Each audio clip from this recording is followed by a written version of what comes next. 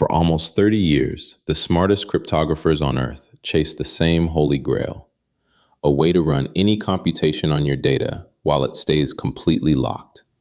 Never decrypted, never exposed, not even for a single millisecond. And for almost 30 years, the answer was the same. Beautiful idea, way too slow, basically impossible. So just sit with this one for a second.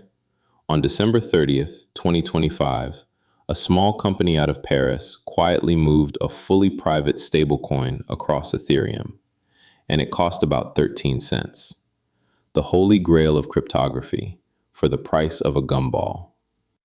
And then, just to show off, they raised over $118 million in an auction where nobody, not even the team running it, could see a single bid. This is the story of Zama, and the man who literally invented the encryption everyone else just borrows.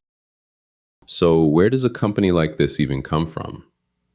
Well, Paris, 2020. Two founders, and honestly, you could not design a better pair for this job. The CEO is Rand Hindi, the kind of guy who makes you feel like you wasted your 20s. He started coding at 10, started a PhD in bioinformatics at 21, and before Zama, he built Snips, a private by design voice assistant that ran entirely on your device instead of shipping your voice to some cloud server. Sonos bought it in 2019. So invisible, built-in privacy has basically been his whole life. He's got this line I love from an essay he titled, "People Shouldn't Care About Privacy." His point being that one day, privacy won't be something you think about because it'll just be guaranteed by design, like that padlock in your browser you never notice.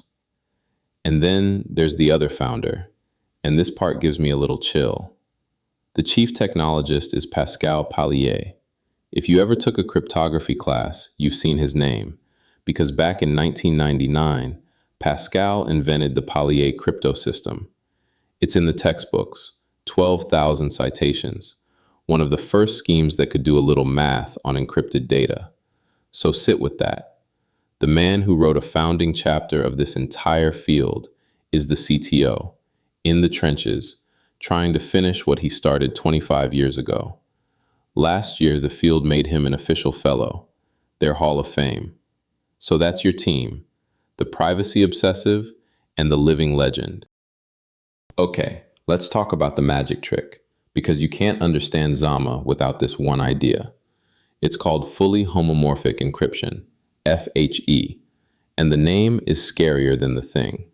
Picture a locked glove box in a lab, a sealed glass box with thick gloves built into the side, holding your encrypted data. Those gloves are the computer.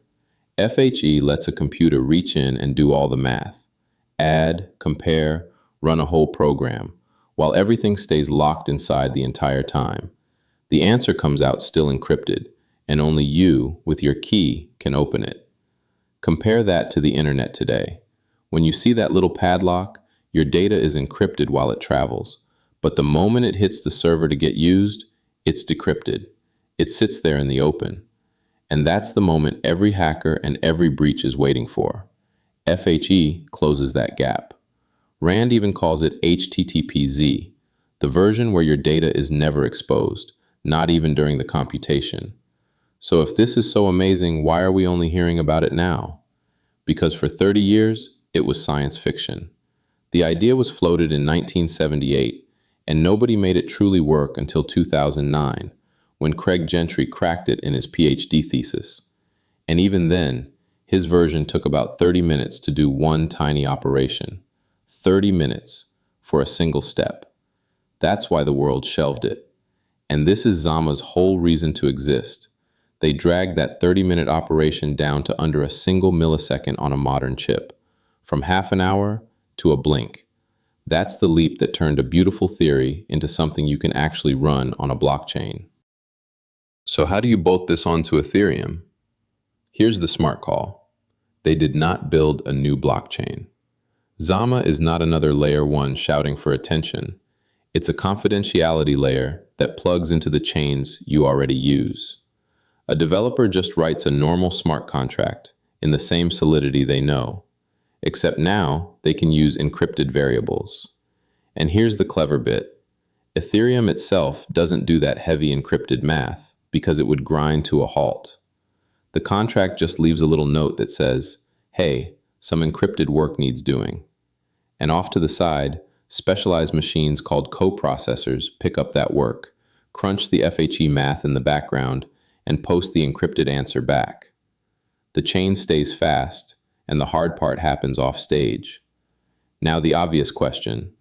If everything's encrypted, who's allowed to unlock it and when? This is the most important trust piece in the whole system. Nobody holds a master key. It's shattered into pieces spread across a committee of independent machines, and it takes a big majority of them working together to decrypt anything, and only when the rules written on the blockchain allow it. And I'll be straight with you, because trust is the whole game on this channel. That committee is a real assumption. Right now it's about 13 members, and if enough of them secretly colluded, in theory, they could peak. Zama is upfront about this. It's in their own docs. The plan is to grow it toward 100 members and add on-chain proofs, so every machine shows its math instead of you trusting the hardware. The other honest caveat is speed. This is ready for private payments today, but not yet fast enough for high-frequency trading. It's early, but it's real, it's live, and improving fast. And I'd rather show you the edges than pretend they don't exist. So all of it, the theory, the team, the architecture, came to a head this year, and 2026 is a wild ride. So rewind with me to the very end of last year, December 30th. Zama flips on their mainnet on Ethereum and does the first ever fully confidential stablecoin transfer. Private dollars moving on a public chain, the balance and the amount completely hidden, for about 13 cents in gas. That was the shot heard round the crypto world, because private money on Ethereum had been an expensive, clunky dream for years. Then, weeks later in January, they do something I still can't get over. They run a big public token auction on their own technology. Thousands of people bid, and every single bid is encrypted. Nobody can see what anyone else put in. Not rival bidders, not even Zama. And when it closes, the winning price is calculated by doing math directly on those sealed, encrypted bids. The box never opens. For a couple of days, that one auction app was the single most used thing on all of Ethereum, ahead of the giants, and it pulled in more than $118 million. Think about what that proves. They didn't just claim it works. They ran a 9-figure event on it, in public, with real money, where the whole point was that nobody could cheat because nobody could see. The tech proving itself, on itself. And that's why, back in June, investors crowned Zama the first ever unicorn built on this kind of encryption. A billion-dollar-plus company backed by names like Pantera. And the early angels? That list reads like a crypto hall of fame. The people behind Filecoin, Solana, and Polkadot all put their own money in. When those people back your cryptography, that tells you something. Okay, so that's how they got here. But the question I always care about most is, what are they actually doing right now? And where does all this go next? The freshest example is only weeks old. Just before this recording, Zama teamed up with a lending protocol called Morpho and a group called Stakehouse to launch the first confidential yield vault. Why is that a big deal? Normally, to earn yield in this world, your whole position sits naked on the blockchain for everyone to see. With this, you deposit encrypted dollars, and the vault does all its accounting. Interest, shares, all of it, right on top of your encrypted balance. You earn, and your position stays private. And that's not a slide in a pitch deck, it's live. And it's part of a bigger pattern. The names around Zama now are serious infrastructure. The wallet team at Ledger, the custody giant Fireblocks, the smart contract security folks at Open Zeppelin. When companies like that build on you, it means the careful, institutional part of the industry has decided you're ready. So where does it go from here? Two directions, both exciting. First, speed. They're pushing the encrypted math onto graphics chips and custom hardware, so it gets faster and spreads to more chains.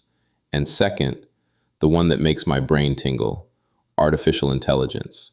Because the same trick works on AI. You could send an encrypted question to a model, and it answers, without ever seeing what you asked. Picture a medical AI that reads your health data and never actually sees it. That's the real vision. Not privacy as a premium feature you pay extra for, but privacy built into the floor of the internet, invisible, automatic, everywhere. The way that little padlock quietly became something you never think about. So, let's bring it home. What is Zama, really? It's a bet that confidentiality is the missing piece. The one thing standing between the crypto we have and the crypto that banks, hospitals, and regular people could actually use. And for the first time in 30 years, that Holy Grail isn't a research paper. It's live, it's cheap, and it's running on Ethereum right now. And here's the part I love, because you can actually touch this today. If you're a builder, even a curious just starting one, Zama runs a bounty and grant program that's already paid out more than $500,000 to people building with their tech. Real challenges, real money, all open on their GitHub. And their documentation is some of the clearest cryptography writing on the internet. The Holy Grail is finally within reach, so you might as well go pick it up. If this rewired how you think about privacy, even a little, do me a favor and hit subscribe, because this is exactly the kind of story we chase here. Real, early, and nobody else explaining it properly. And drop a comment. Tell me what you'd build if you knew nobody could ever see your data. I read every one. I'll catch you in the next one.